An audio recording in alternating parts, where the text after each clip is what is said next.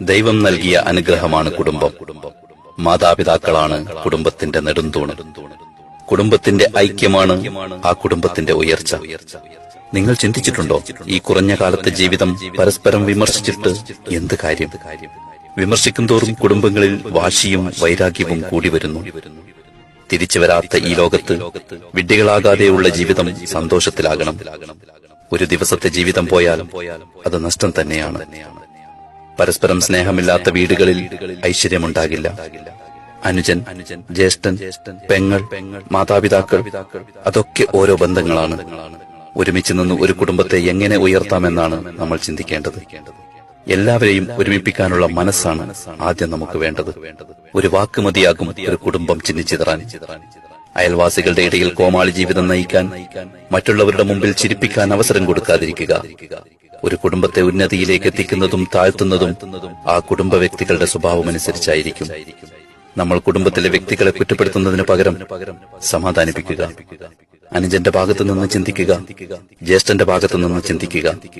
പെങ്ങൾ, മാതാപിതാക്കൾ, ഇവരെയൊക്കെ കുറ്റപ്പെടുത്തുന്നതിന് പകരം അവരുടെ ഭാഗത്തു നിന്ന് ഒന്ന് ചിന്തിക്കുക.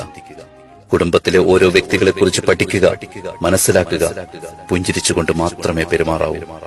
ഞാനാണ് ശരി, എന്റെ ചിന്തയാണ് ശരി എന്ന മനോഭാവം പൂർണ്ണമായി മാറ്റിയെടുക്കണം. ആരെയും ഒറ്റപ്പെടുത്തി കുറ്റപ്പെടുത്തരുത്. എല്ലാവരും ആഗ്രഹിക്കുന്നത് കുടുംബങ്ങളിൽ സമാധാനമാണ്. എന്തെങ്കിലും കുറച്ച് ലാഭങ്ങൾക്ക് വേണ്ടി കുടുംബബന്ധം തകർക്കരുത്. കുടുംബങ്ങൾ ചിന്നിച്ചിതറാനുള്ള അവസരങ്ങൾ ഉണ്ടാവരുത്. ഓരോരുത്തർക്കും ഓരോ പദവികളുണ്ട്. മാതാവ് ഒരു പദവിയാണ്, പിതാവ് ഒരു പദവിയാണ്, ജ്യേഷ്ഠൻ ഒരു പദവിയാണ്, അനിയൻ അതൊരു പദവിയാണ്, ഭാര്യ ഒരു പദവിയാണ്, പെങ്ങൾ ഒരു പദവിയാണ്. ജ്യേഷ്ഠന്റെ ഭാര്യ അമ്മയുടെ സ്ഥാനത്താണ്. മൂത്തവരെ മൂത്തവരായും ഇളയവരെ ഇളയവരായി തന്നെ കാണണം. കുടുംബബന്ധം തകരുന്ന ഒരു സംസാരവും അണിയറയിൽ നടക്കരുത്. വീട്ടിലെ മരുമക്കളെ സ്വന്തം മക്കളായി ഭർത്താവിന്റെ മാതാപിതാക്കൾ കാണണം. കാരണം അവരുടെ പെൺമക്കളെയും മറ്റു വീടുകളിലേക്ക് കെട്ടിച്ചു വിട്ടിട്ടുണ്ടാകും. എല്ലാവരും സ്ത്രീകളാണെന്ന ബഹുമാനം നൽകുക. അയൽവാസികളെ പരിഗണിക്കുക. അവർ ചിലപ്പോൾ മിണ്ടിയില്ലെങ്കിലും നമ്മൾ മിണ്ടി തുടങ്ങണം. നമ്മുടെ വീട്ടിലുണ്ടാകുന്ന എല്ലാ സന്തോഷങ്ങളിലും അവരെ കൂടി ഉൾക്കൊള്ളിക്കണം.